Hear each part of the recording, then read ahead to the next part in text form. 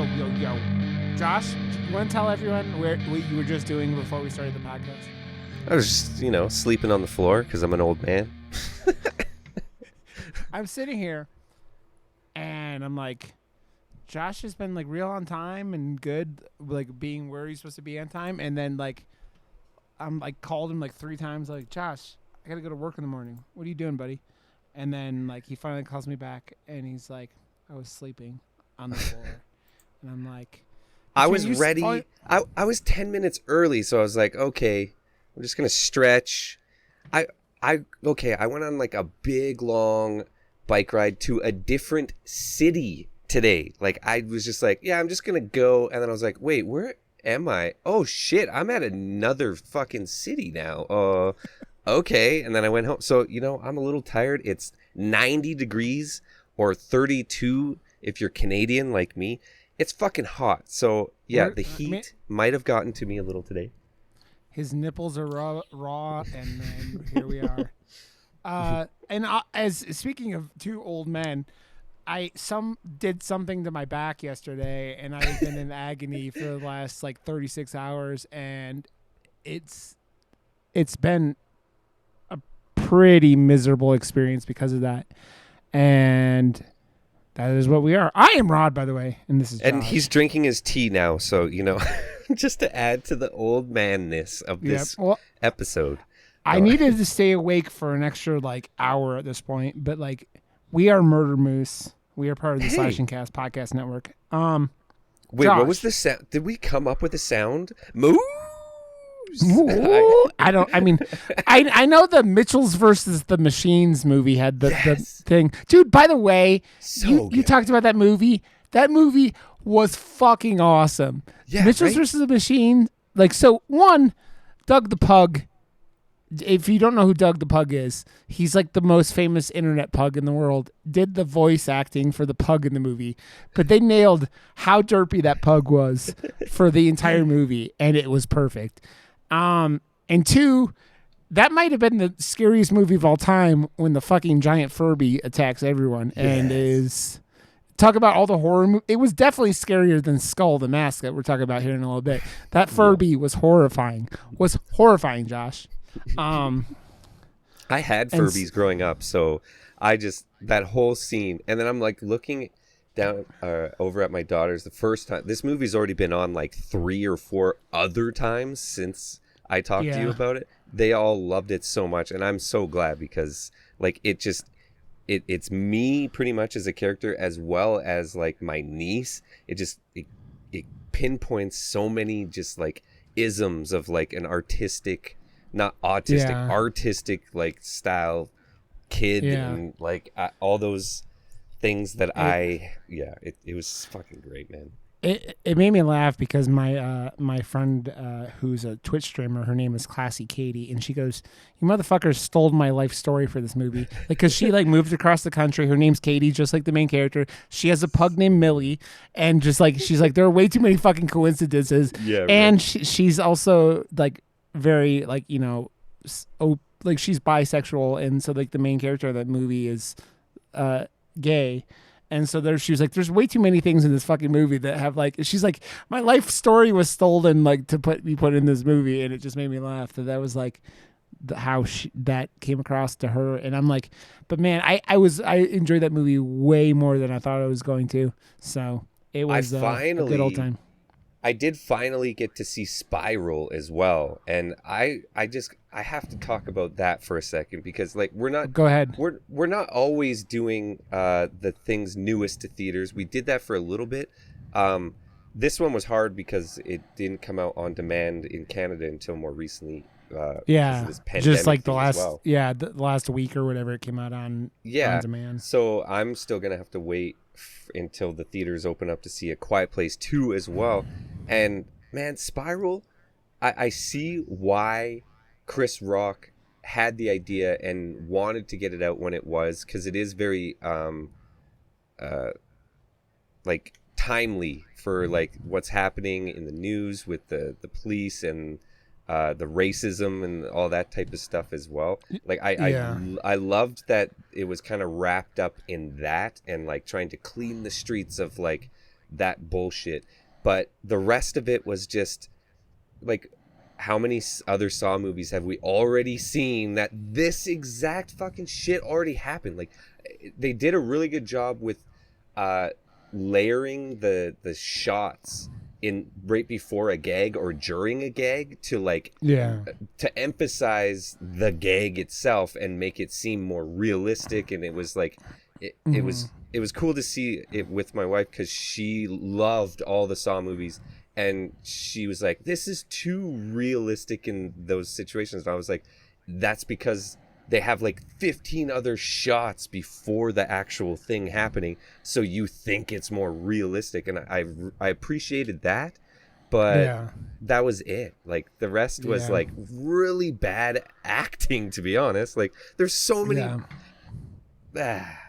whatever. I heard Chris Rock has his ups and downs in that movie, like as an actor. It's like I don't know, man. Like, that guy had directed like Saw 2, 3, and 4 or something like that. And I'm sorry, I've had fun with most of the Saw movies, but man, the only good Saw movie is number 1. And number 1 is a really good movie. I think that movie is an all-time great horror movie and doesn't get the credit it deserves, because I think a lot of people who either lump it in as torture porn, even though, like, go back and watch Saw. There's not much in there. There's like one sequence in the middle of the movie where they show like 3 traps, kind of like when they're explaining. But just like, look at Jigsaw. James Wan. Like, he is the master now, like, of horror. He created this franchise, but he also passed it off after the first one, and like he's being lumped in as this no, like, the first one is I don't know. I hold it in such high regard too, and I feel the exact same way you do about it. That it's highly disregarded by people, and I don't think it should be, because James Wan is, well, you know, with Insidious and The Conjuring, he knows what the fuck he's doing, man. Yeah, and now, like, we have the first non-James Wan Conjuring movie coming out this weekend, and it's supposed to be really good, actually. So it'll be interesting seeing. He's just a franchise king. What? Okay, major downfall of Spiral. Everything that the Saw movies had with the voice, like, "You're next," blah blah blah. This movie, you want to play a game? Yeah, got completely wrong. They're like, "Hey, Rod, would you like to play a game?" I'm like, what the hell is that? What is this? Yeah, it was annoyingly bad. Yeah. It's, dude, I that's why I said when they said they were gonna do a like a spin-off, and like Chris Rock had this idea, I had so much hope for a movie that was actually different, you know, but like did something in like linked it to, and then I just started seeing reviews, and it was like, it's a Saw movie, and I'm like, like, I have no, like, I'll watch it when it's on DVD or when it's on streaming or whatever. I'll watch it, but I'm not going on my way to watch another Saw movie that, like, no one is like, you know, but they that's also, like cut it at the end a tiny bit early and just leave you like, come on, are you kidding? Fuck you. Ugh. It was it was kind of annoying. I do like, there was so many good actors in it too that I'm just like, what the fuck? But I mean, you got Samuel L. Jackson in it, who is, I mean, to be fair, has done his own share of shitty horror movies. Like he did Deep Blue Sea, and that's and amazing. has one of the most, like, it's an entertaining movie. It's not a very good movie. No, it's not good at all. But that's like one of those guilty pleasure movies that I could put on all the time, and it's like a nice light snack to me, because there is so many funny fucking moments in it. Yeah. But I guess there's snakes on a plane too. But that was intentionally.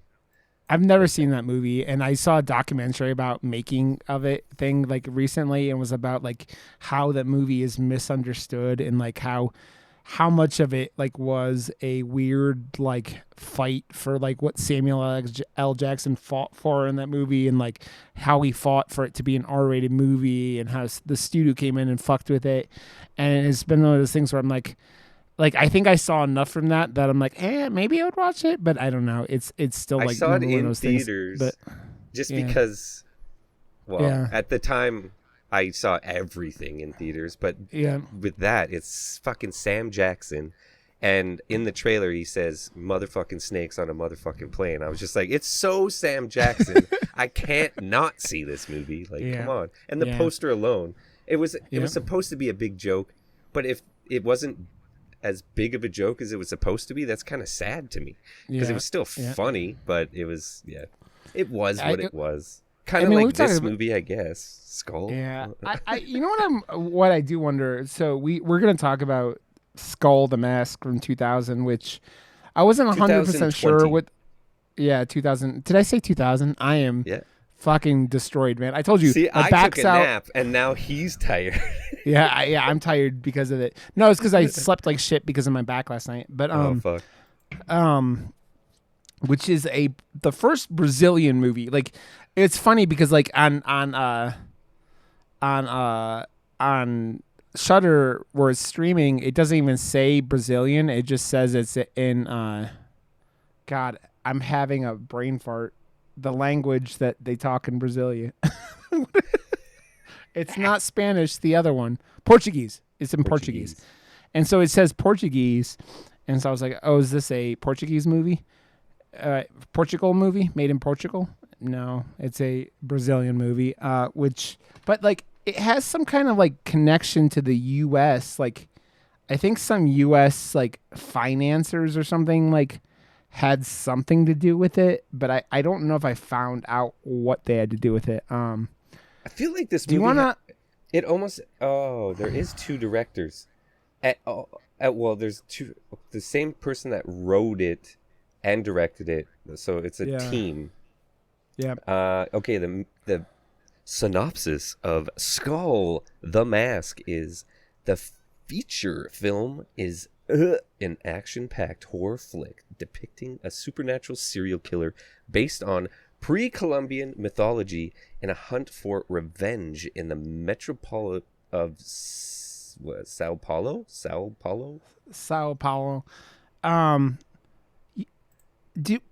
Am I the one like? So like I don't think you have to worry about us spoiling much because story-wise this movie is pretty fucking shallow. But that's what I was like super like confused about cuz like the trailer kind of shows off all of the best parts of this movie. Like absolutely I never watched the trailer, so I'm like that one shot where he like that explosion happens behind him and he does that jump with his legs that kick behind him. That looks hilarious. Is in the trailer, and that's like one of the best shots in the movie. There's so many good gags that get torn apart and look very cheap in this movie, but I love that they went there. And then that's where all the great parts kind of end. I think the parts of this movie that like embrace the 80s slasher kind of things are okay. Like the kill scenes aren't like great, but they're not like they're entertaining. Yeah. You know what this movie really reminded me of was like Grindhouse. This reminded me of a like someone who was like really like into those movies from the 70s, like the Grindhouse style that like inspired the two Grindhouse movies by Tarantino and Rodriguez, just without that level of quality. Like because this movie had especially the opening, because I thought like that filter they had on it and everything was gonna stay throughout, and I was like, that would be sweet because this looks cool and intentional, and then it went away and came into like nowadays, and that's where kind of the movie fell apart too for me. Dude, so is it just me, or watching this movie did they not define their own mythos like to themselves? Like it kind of felt like they didn't define the mythos of what was going on with this god that was trying to be like pleased or whatever. They had this cool like image of what they thought they wanted to do, and then like, oh, we need to define this because like there's a lot of really weird stuff happening like with it, and you don't ever fully explain why a bunch of things are happening in this movie. And then yes, I totally agree, because I feel like if it went all in one place, it would have worked maybe better. Because like the clunkiness of this movie, it felt like they were almost gonna do that, and then it would like pull back right after and do something like off tone from what they were like just doing a scene before. And I'm like, what? But that scene going right after that doesn't make any sense and doesn't feel like it belongs. So it felt indie in a bad way after it was indie in a really good way, if that makes sense. Yeah. Well, there's like aspects of this where it's like certain actors, and I really can look directly at there's like a bad guy in this movie, not the killer, but a bad guy. And this bad guy, every time he was on scene, this motherfucker was hamming it up so incredibly hard. This motherfucker is like, he was like video game hamming it up. Like he's like, he's like, Wah-ha-ha, I'm going to get you. Like it's like very, and you're like, and then like you have like this cop character who is just a shady character, a shady She's so person. Pissed off at everyone. Yeah, and you're like, but why? And then there's also, why?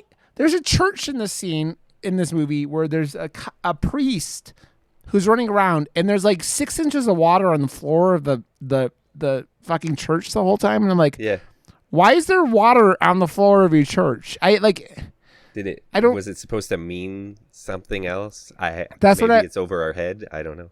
Yeah, that's a thing that's like especially cultural, that you have to go. Sometimes you have to go. Maybe we don't understand this culture. I just didn't understand it, and the magical hand, the monkey paw, but it was really a person's hand. I wish they would have explained why that was the way it was, because it kind of came back and at the very end to just show that Skull's back in action or something at the very end of the movie. It was like, he's coming back, and he's just that's kind of how it left us. And I was like, it didn't feel fully baked. No, it was like a cheap sequel thing, and then like, but like it's not like, it's kind of like you correlate it to like what would happen if like the jump scare at the end of the original Friday the 13th, kind of like that, but just done badly. Like it's kind of like that. Like it's this thing where it doesn't shock you. It just goes, oh no, it's pointing, and you're like, but why? Why are you trying to sell something? Like, I don't know. The art direction, I got to just bring that up because that's what drew, I think, us originally to this movie, other than I think someone was just talking about, but like, so Total Me Drunk was talking about it. Yeah. And Kyle from the Trick or Treaters podcast both told us to watch this movie. And so we, but that's like kind of why it opens up and you see it from the get-go. The art direction and the graphic design within this movie, surrounding this movie, poster-wise, blah, blah, blah, is all fucking high level, done really fucking well. Yeah. It cuts to the logo within the movie showing Skull, and I'm like, holy fuck. Like, it cuts to it, and then the logos that the Germans have like on their boxes and everything, it all is such high level and all matches so well that that was done perfectly, but then the rest of it surrounding it just wasn't up to that level. So there was like a little bit of, again, the only word I can describe is clunkiness. It felt like there was things done really well, high level, and then other parts right beside it that weren't at that same level. So it was like weirdly clunky. It felt very much like there was a core group of the people who made this movie who were very inexperienced. Like the directing of this movie was like, it was very static, right? Like most shots were very static and like not like, you know, this dynamic camera moving or anything like that. There was a scene where the cop is chasing this guy she thinks is a suspect, and like the fucking just like is like pointing at a street corner. And she's like, he runs off, and then she runs off, and the camera just sits there, and you're like, it doesn't feel like decisions, a little strange. And it's like, it's like the stuff where it's like, it just makes it feel a little like. But then, like I said before, then it ramps up to like a really good gag that you don't see that attention to detail or like just the normal things that you even see in like every movie Yeah. for like the gag, where it's just like close up of a white t-shirt, blah, and you know it's like a pillow behind the t-shirt, but they did it right. They did it good. Yeah. And I felt like that second unit, if there was a second unit, was that's where the attention to detail was placed more heavily. And like Yeah.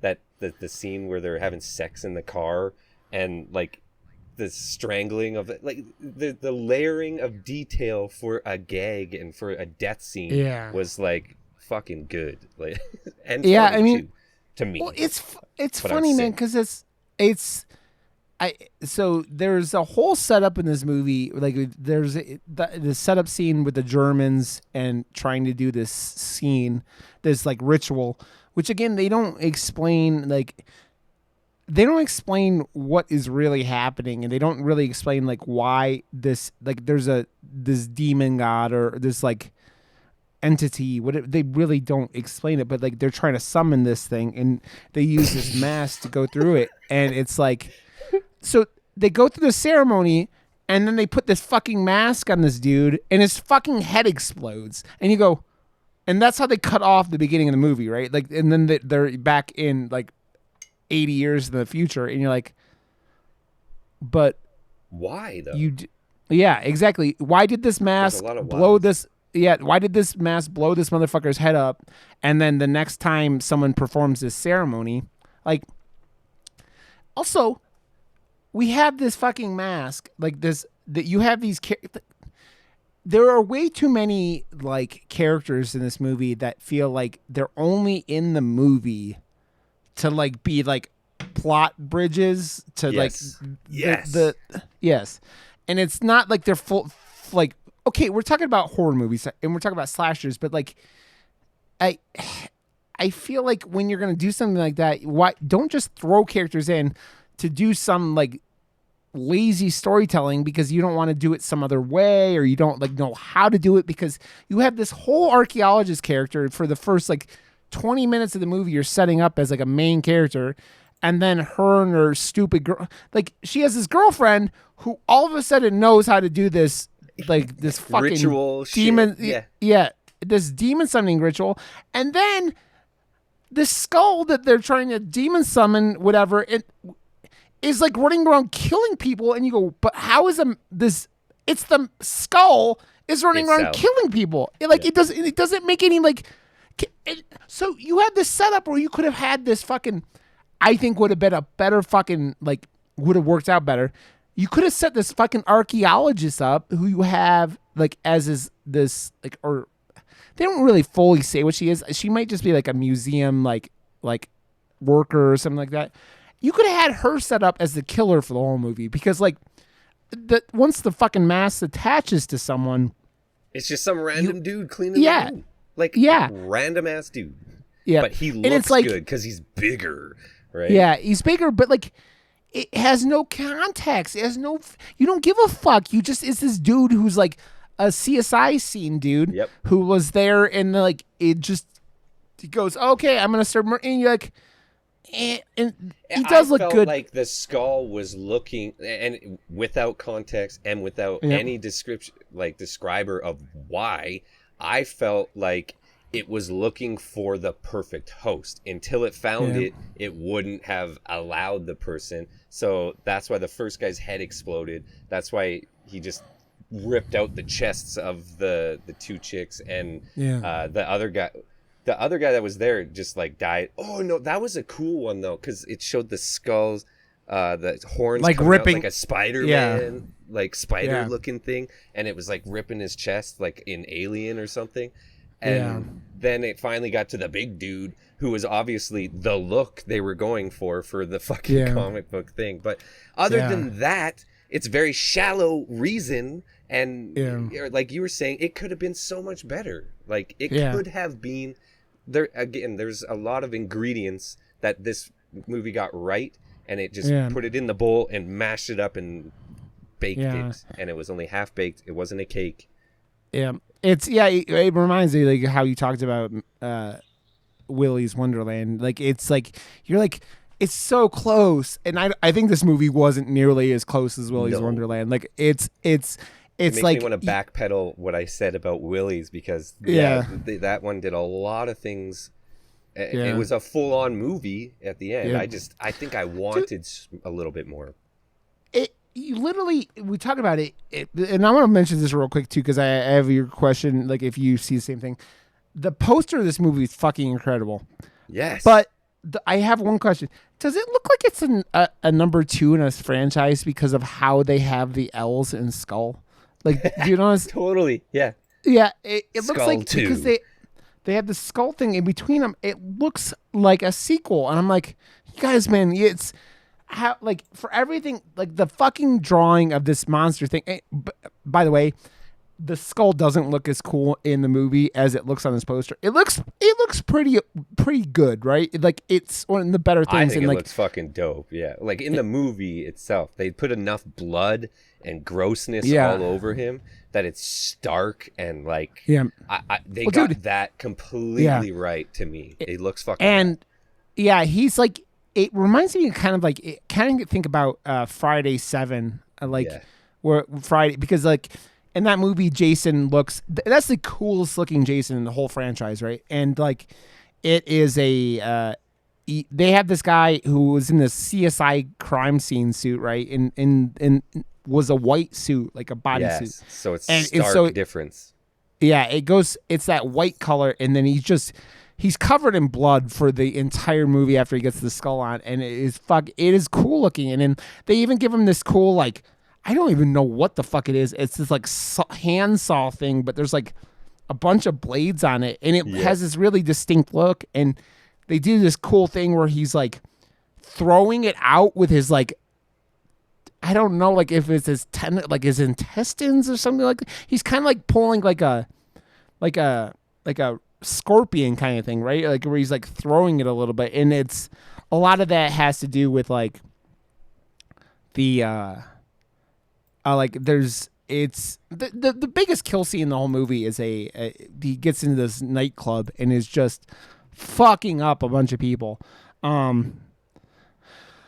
but like what frustrates me like watching this is like you have this concept and you're trying to tell like 3 stories at the same time, right? They're trying to tell this story about this cop.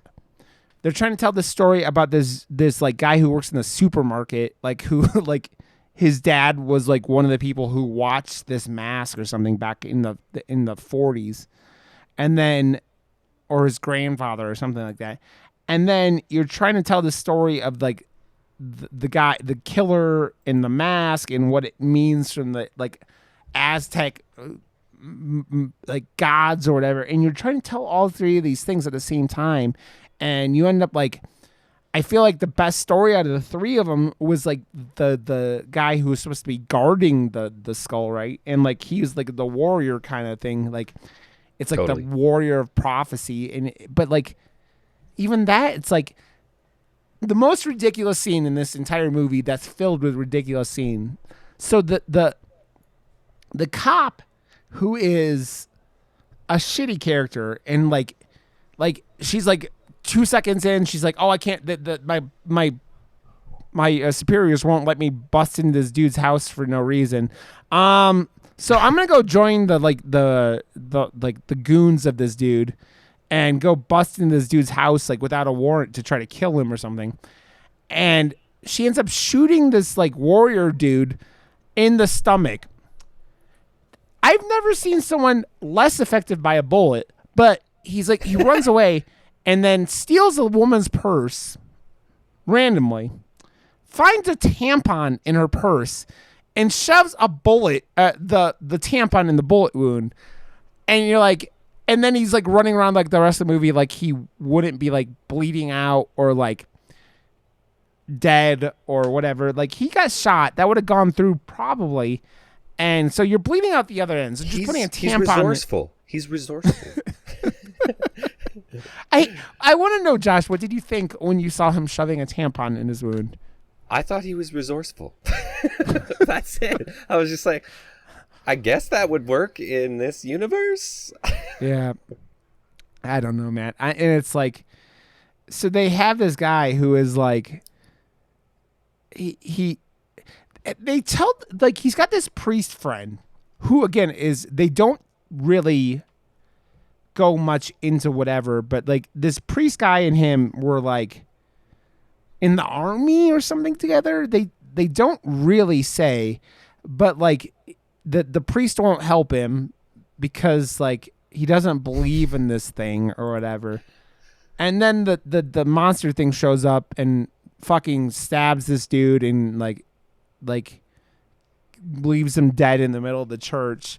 And then they're ripping off Terminator 3 because then this guy shows up and he goes into a crypt and is like pulls out a flamethrower from like one of the I felt like a lot of the decisions the filmmakers made were strictly, this is gonna look cool and that is it, and we have to figure out a way for a character to get this thing so we can lead up to the next thing that looks cool, because that's I felt like they're like, this gag's gonna happen, this gag, this, we want to use this weapon, and like it was all very surface level and very like, if they had that artist for their storyboards or whatever that they did for the poster, their shit was probably like, yeah, we can make it look cool like this. And I don't know.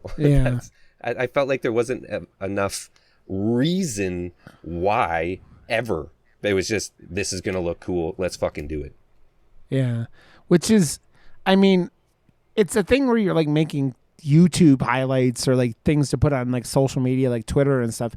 You're gonna get the again, we picked this movie a lot because of recommendation, but like also because of like the visuals of like this poster. This poster's fucking dope. Like you can get like, it's the whole thing, don't judge a book by its cover, which goes two ways. The trailer, and I haven't been watching trailers a lot, and I saw the trailer for this and was like, this looks fucking dope. And it's because also Psycho Gorman was like, oh, you guys, it's fucking hunky boy summer, continuing, and they were talking about this too. So like, I'm like, oh, if it's getting like the high five from Psycho Gorman, it's got to be at least up to half the par of what's like. Psycho Gorman has set the bar too fucking high, man. It is too good, but they did it, and it felt like so fucking effortlessly because it is so funny and so self-aware. And now the LGBTQ community is like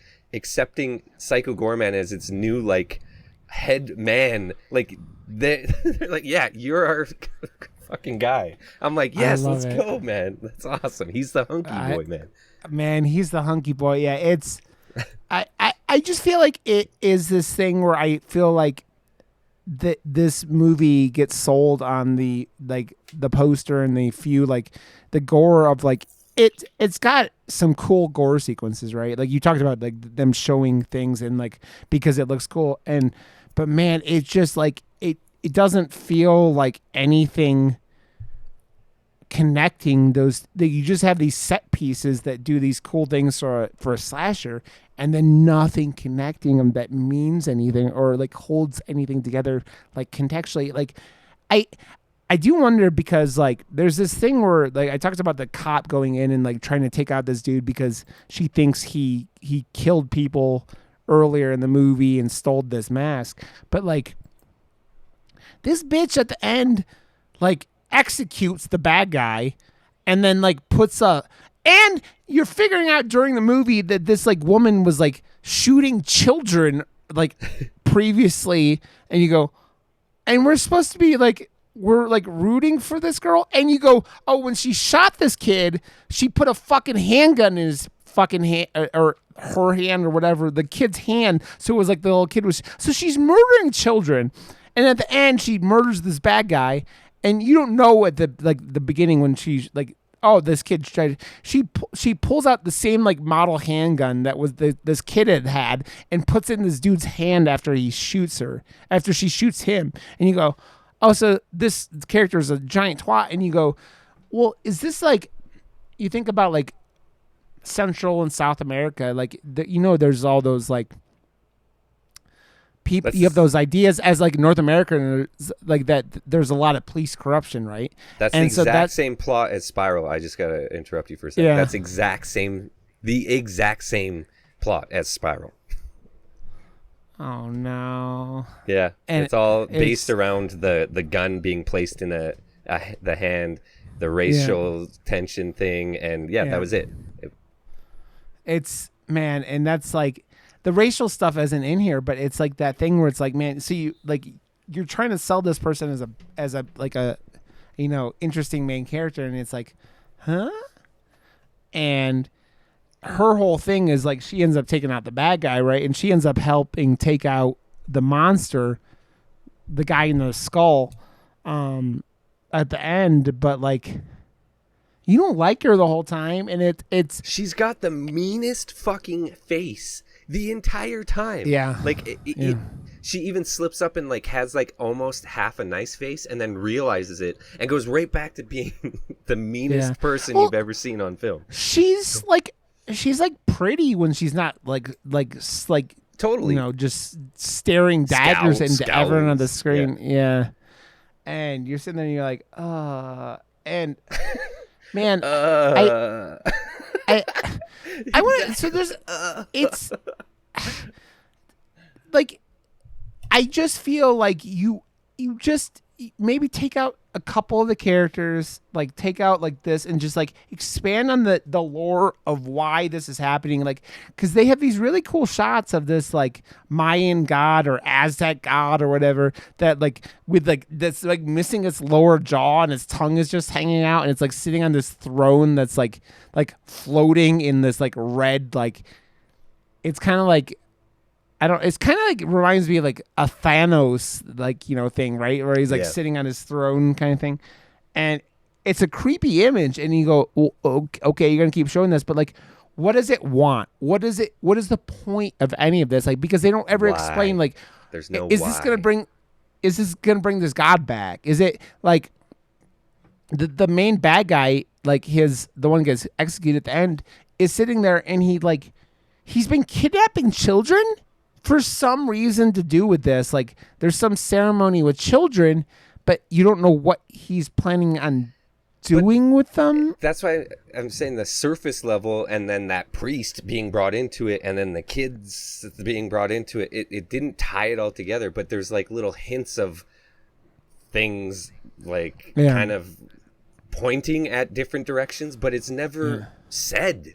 It's never said. And was I lost in translation, or was it said, or was it just it wasn't said, man? As fuck. Because I didn't catch it either. Like they don't give you any pieces of like what's happening, and it's like you're sitting there going, well, you have this like okay, let's look at successful slashers, and I'll go back again. We're gonna go back to Friday the 13th, or even we'll go to Halloween. Like, you don't know what's happening with why is Michael Myers running around killing people? You don't know. Okay, cool, but they also don't throw in 18 different subplots of why, until you get to Halloween 6, where they're doing the curse of the thorn and bullshit like that's happening alongside that. But like, you're trying to set up this universe and you're just throwing it's like throwing shit at the wall going, well, something of this will stick. And I still don't know why the priest was involved and why he had known this other guy who was running around with this fucking hand, and this guy gives the priest the hand and doesn't do anything with it. He just lets this. So they cut off this hand at the beginning of the movie, right? Like back in the Nazi Germany time frame. This guy was trying to defend the mask or something, and they cut his hand off. And then 60 years in the future, they're running around with this hand, which apparently points at the skull, right? But how did it go from this guy getting his hand cut off at the beginning into this mystical hand that knows where the skull is? And why does no one care that this motherfucker is carrying around a hand? Nobody cares. They're just like, oh, okay. You got a hand. That's a nice cool. mummified hand. Yeah. But it wasn't like small either. It was like No. a size that was like a little bit cumbersome and looked very out of place. Yep. Well, at the end of the movie, he's wearing the fucking thing like a necklace. And you're like, yeah, that's why nobody, it's so out of place. Nobody fucking pointing out that this motherfucker's walking around with a goddamn human hand. It's not a monkey's paw. It's not a fucking like a bull like paw or a fucking hoof or something. It's a human hand, and it's obviously a human hand. Nobody gives a fuck. I get okay. There's a contextual thing where we're not Brazilian and we don't know the culture, right? But still, it's like you don't. This seems a little fucking out of place here. That like no one fucking like notices that you're carrying this around. That like became mysteriously fucking mystical, and so then. I feel like the pot has been stirred. Yeah. now Rod's like... Yeah, I'm just like... There's like this shit about this movie that makes zero sense. They go in, the Nazis get their fucking... The Nazis really don't even get their shit stopped. Like the skull eats someone's head and like there's a fire because this ceremony needs fire for some reason or something it seems like. And they... it just stops. And then they dig the skull up 60 years later and act like it's ancient. And like, motherfuckers, this is like the Nazis are using. Also, why the fuck were the Nazis in Sao Paulo? Why? Because they were obviously in okay, maybe not Sao Paulo. They were in the rainforest. Because they know all. Yeah. Like it's just a thing that probably looked good contextually and on film. I felt like they got a lot of the isms right from like an Indiana Jones movie and didn't know anything about it. Yeah. It's like, we like Indiana Jones, we like Friday the 13th, we like this movie, and we're going to take all the visuals from it and without any context, slap it in this movie. And Nazis are bad, so they'll be the ones doing this at the beginning because Nazis are bad. And like it's silly when you have this context and you don't like let the fucking viewers or let the like universe explain why all these things are happening. And it's like, okay, so they have this skull and he attaches to this chunky dude and he starts murdering people and they're like, oh, he's going to come through this church. Why? Because there's some key, but like, the guy comes through, murders the priest, and then doesn't take anything, doesn't like fuck anything up, doesn't do anything that would make you think that he actually cared. Also, what the fuck did this bad guy kept saying? He was like, oh, this is just wasted on this killing spree. What are you going to do with it? You don't say what you're going to do with it. You don't say what your plan is. You don't say like what the real power of this thing is, what the potential of it is. You just say it has potential and blah, blah, blah, you know? Yeah, I felt like a few more lines of dialogue from him, just straight expletive, like, explain just a little bit. We just needed a little bit from him just to be like, this is why, and if we don't stop him, this is what could or be the eventual, so we know what the whole reason why you need to keep watching to the end, because it could go to here, but it was never explained. We just needed one explanation, and it would have been it would have been enough, to be honest, because then it would have made a little more sense. There's no stakes, right? You don't have any stakes of what is going, like, what's the worst that can happen? Like, it's not like you need motivation for these things, or you need some kind of like, okay, this is what's happening, right? Like, you have Jason Voorhees is killing people at the Crystal Lake because he fucking drowned in the lake. Freddy Krueger. Yeah, because Freddy Krueger, he got murdered by the parents because he killed or molested little kids. So he's fucking with people in their dreams. Michael Myers is just a fucking evil killing machine. But like, you have that context of there's no reason why he's doing it. That's why. There is no reason why. This thing is like this mystical, ancient deity that is like powerful. Like they bring Christianity into it because of this fucking priest, but like it's this like weird like talk to like brought in thing where it's like it's another element they bring in and don't explain it. Like it's like they try to make it seem like it's because there's God, there's got to be a devil kind of thing, you know, which happens in like I've been watching the trailers for The Conjuring 3 where like they're like, you know, whenever you have someone swear in the Bible to say that that they're telling the truth, they're admit you guys are admitting to God. So can we admit there's a devil? But they're like, there's a God, and then there's this ancient Mayan entity that likes to have his bottom jaw ripped off and his tongue going and you're like, because it looks cool on film. It looks they're stepping it up. That's all they were doing with I feel like I don't know, man. I feel like if you take the cop completely out of this movie and just have this like this dude who's like somehow like designed to protect this thing, and you just or protect the world from it, and you just give some kind of stakes. You give some kind of like this is happening. Like it feels a lot like Jason Goes to Manhattan for a lot of the movie, right? Yeah. Like, you know what I mean? Like for totally. like it's like the last 20 minutes of Jason Goes to Manhattan where he's just murdering random people in New York, and you're like, oh, that's kind of cool. Like him punching off that black kid's head is hysterical. And one of the funnier moments. So many funny deaths in that movie, man. Yeah, and it feels like that just without that kind of comedy level of that thing. He's like running around, you know, killing drug dealers and like ripping people's like hearts out, and it's like cool. You have that Mayan of the like Aztec flavor of like, you know, they sacrifice people and rip their hearts out.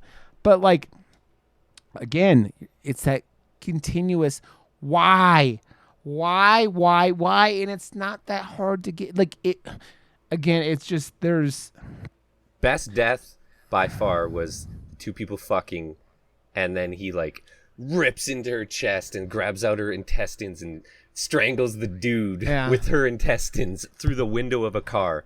That was the best death for sure.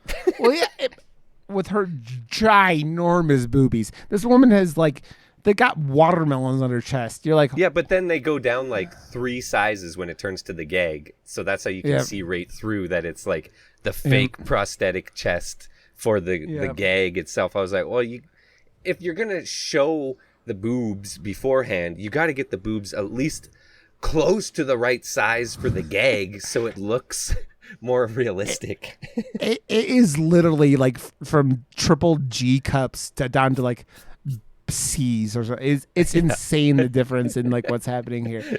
And the best part about that scene is the guy who's like, did you notice this? Because it made me fucking laugh. Like he's killing this chick that he's fucking, and he's like trying trying to come still.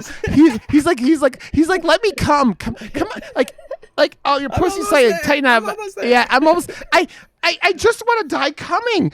Like, because this motherfucker, I swear to God, could have gotten out of the car and gotten away. But like, he's sitting there and he's like pumping still while this thing is murdering her. And you go, what? What? Oh my God! And that just, I'm glad you pointed that out because that made me laugh. Because I was like, wow, this is fucking ridiculous. It's very like, again, it's that slasher kind of like, you know, horny people getting murdered. Super like, over the top, and that's what this movie got right. All the over the topness of the that and I liked when it went first person and like at the beginning when the skull hadn't found its host yet, it did the like Evil Dead thing where it's like crawling around the room, first person view from the skull. That was fun, but I felt like if it didn't find the perfect looking host for a poster, it would have had fun like jumping around from host to host and having more of those like first person shots, and they missed out on a cool opportunity there in my eyes. Yeah, I mean, it's just that thing where they don't explain what the skull was looking for or why this guy was acceptable, because it's like, it's weird to have this killer that like, you're really, it's just a fucking body with like this skull attached. Like it's the guy that's killing people has no context to the rest of the movie, because he's just the host. He was just a CSI thing, and it's like, it's all, again, remember, to go back to, you start talking about slasher movies, and Friday the 13th comes up. It's very much like Jason Goes to Hell, kind of like, where it could have been like he's jumping around and killing other people and going from body to body, right?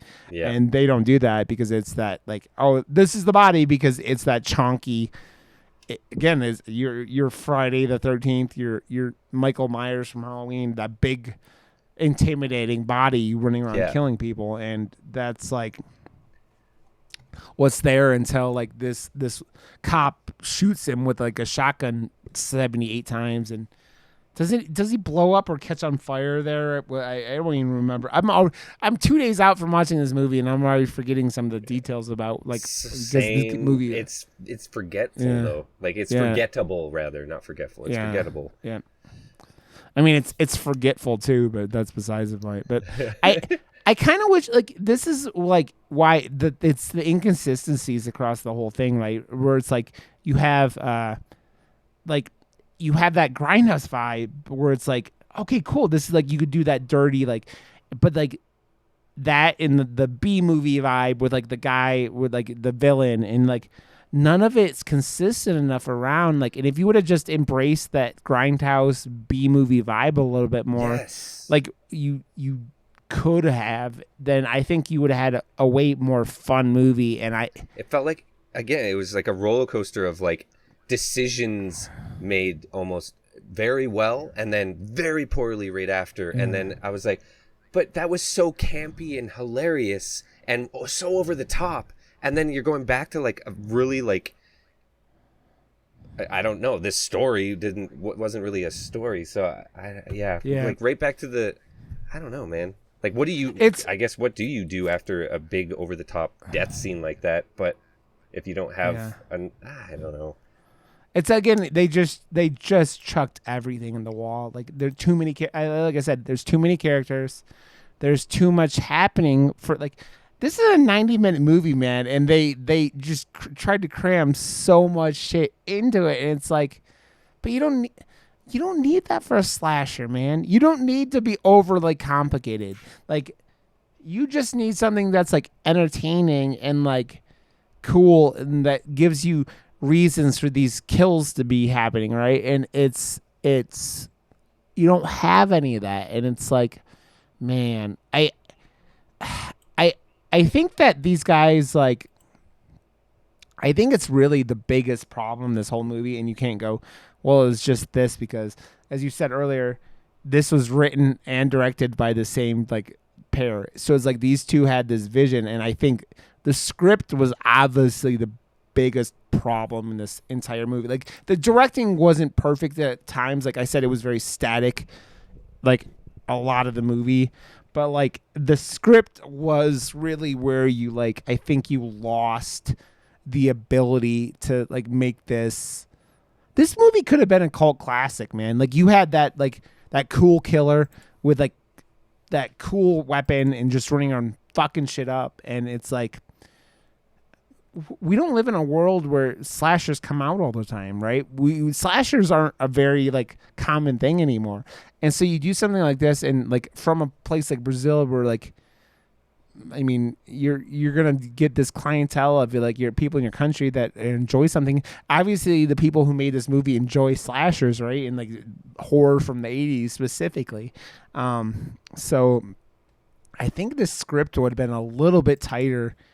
You could have done something that, like, you had enough in this package that was like, damn, guys were like, I'm not gonna say you were really close, but you were like, you were on the right path to do something for a movie that was really cool, and you gave me and Josh blue balls. You gave us slasher movie blue balls. Just let us come. Let us come, just like the guy who was fucking in the car. We don't want to. Oh my god! You guys don't. I just said that. I mean, it's very accurate, and it's a very good thing, and I appreciate that you said it. Yeah, like I go and look at the Hatchet movies over the last 15 years, and I really like the first three.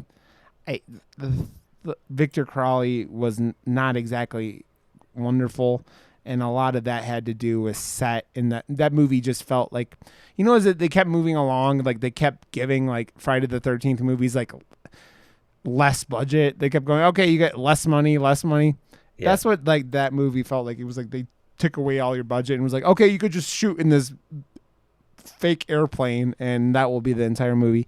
Like this movie has like, even like I talk about Sao Paulo, the setting of this movie is pretty cool, like, right? Like, because you can do this, like, they do this, like, he's killing people all over the place, like, nightclub. Like, I do have to laugh, though. They cut to parts in the street that were obviously, they were just, like, live street and, like, using people on the street without fucking, like...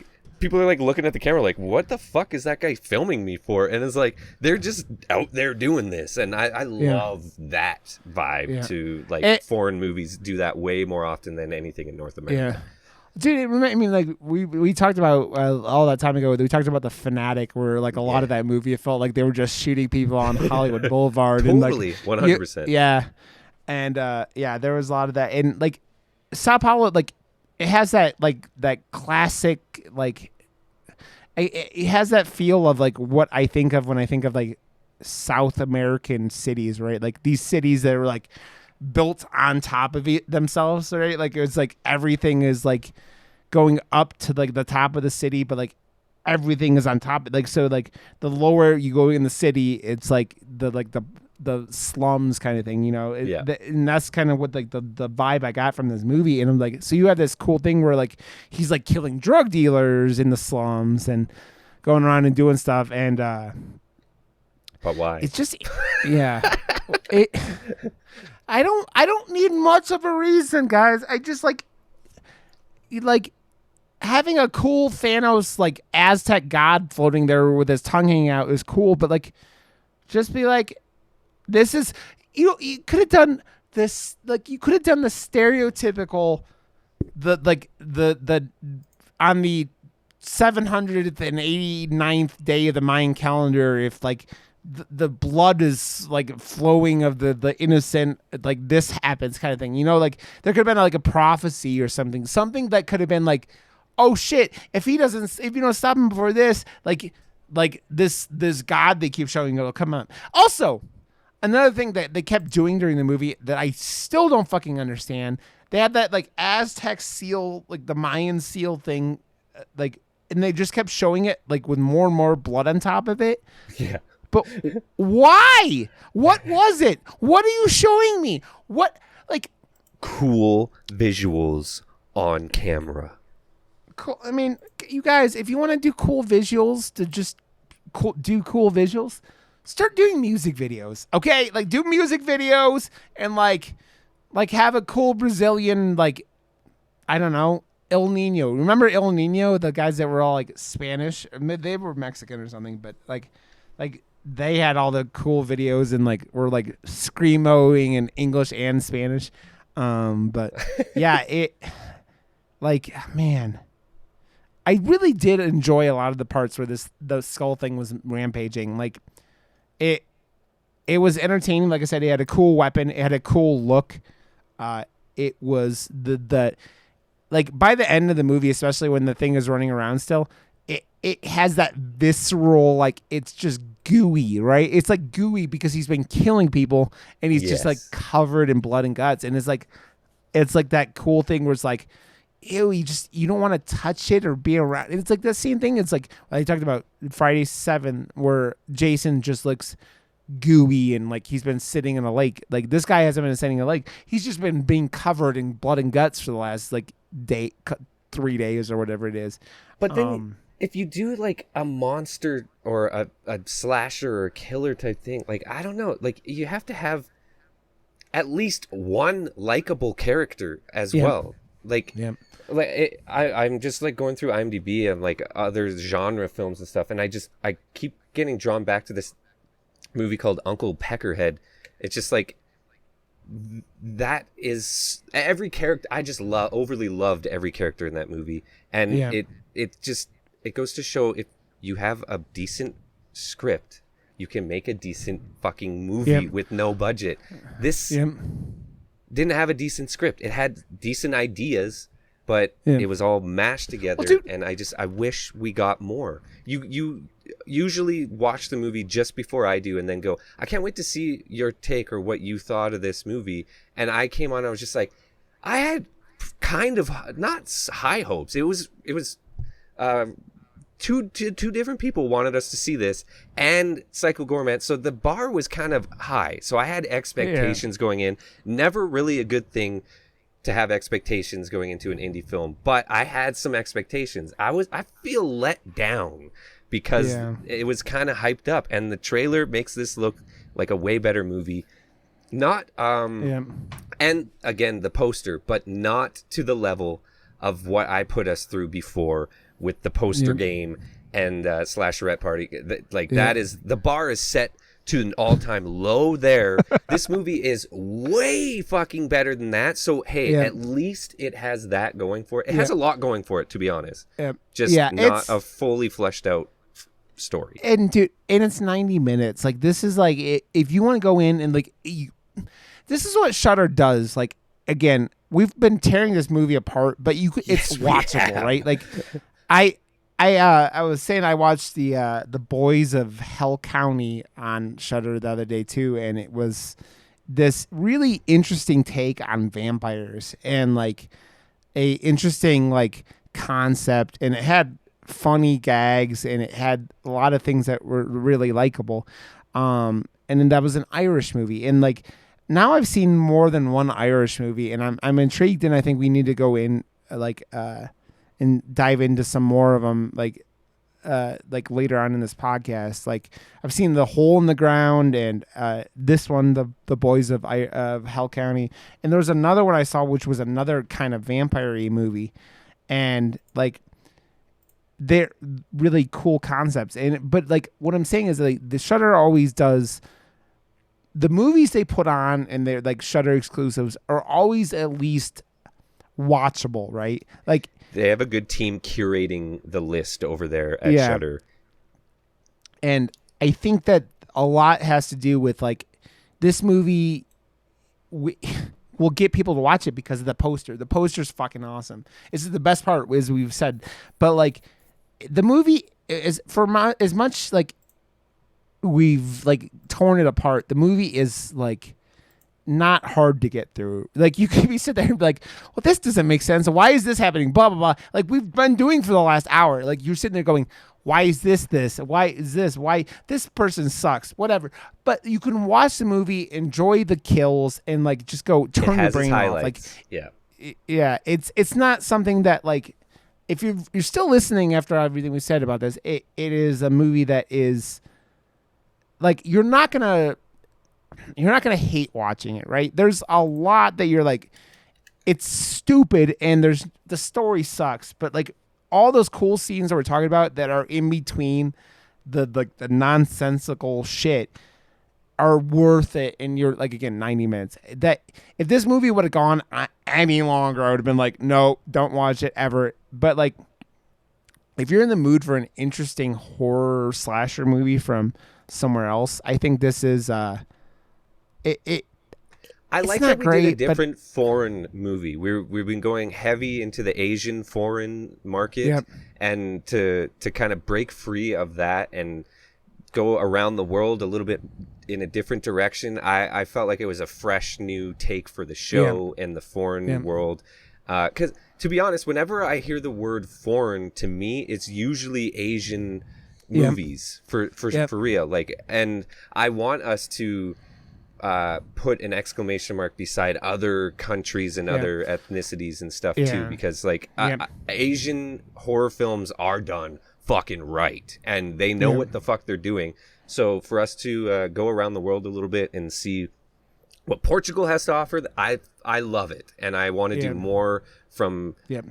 I don't know, like German movies maybe, or like just all over the place, man. I mean, we can dive into like, I mean, we've done English movies. Like we did a Good Woman Is Hard to Find, which that movie was so intense for like the entire runtime. But there's like, we've done Canadian movies. We've done like tons of Canadian, but is that foreign? Is that considered foreign? Because I'm from Canada, so. I mean, I think it's more of it's a movie that for like people in the United States, it's foreign, even though it's sure, yeah. Maybe they don't consider it for, it's one of those things where it's like, it's just pointing out. I don't think Canadian cinema is something that most horror people go out of their way for. And like the stuff, it's most just of the Canadian so stuff. accessible for me, right?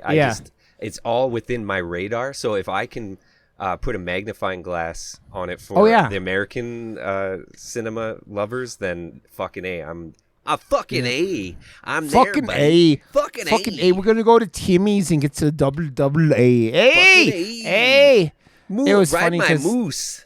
I think it was viral about one of the members of that community is super Canadian, and he was posting that moose of like walking down the highway and cars going backwards because it's like, I'm like, this is why we're a murder moose, because these are one giant pissed off like massive animals. Dude, I had on my bike ride today, because there's this like water canal that is just like riddled with geese, and they're like all making families right now. So there's just all these baby geese and all that stuff, but they're protected. The geese are fucking. Oh my God. Like I had the dad right up on the sidewalk, just, I'm like, I'm going, fuck shit. They're like, dinosaurs, dude. They're so scary, man. Yeah. Oh man. So that, like, again, this is not everything I've found on Shudder I've like loved, right? But like, again, I think I've never watched something on their service that isn't watchable. And I've seen some bad horror movies. Like I think I talked about it at some point in here. I bought a movie called Castle Freak because it was like a retelling of a classic, and it was like $15 at Best Buy. And I picked it up, and the movie was garbage tier trash with no redeeming qualities. I mean, it was almost slasherette bad. Not quite that bad, but it was pretty fucking terrible. So I've seen movies that are just like, oh, no, I don't want it. And this at least was watchable. Totally. It doesn't make a lot of sense. It's not down there. It's not in the basement. It is definitely like at least almost ground floor indie tier for real. Like this is definitely, don't go out of your way, but if you have Shudder, and fucking do it. Yeah. Put it on. Like if you're going to go through the list, because Shudder doesn't have like enough movies that you're going to run out of time to watch. Like they do get new ones all the time, but like just fucking watch it. You're a horror buff. Fuck you.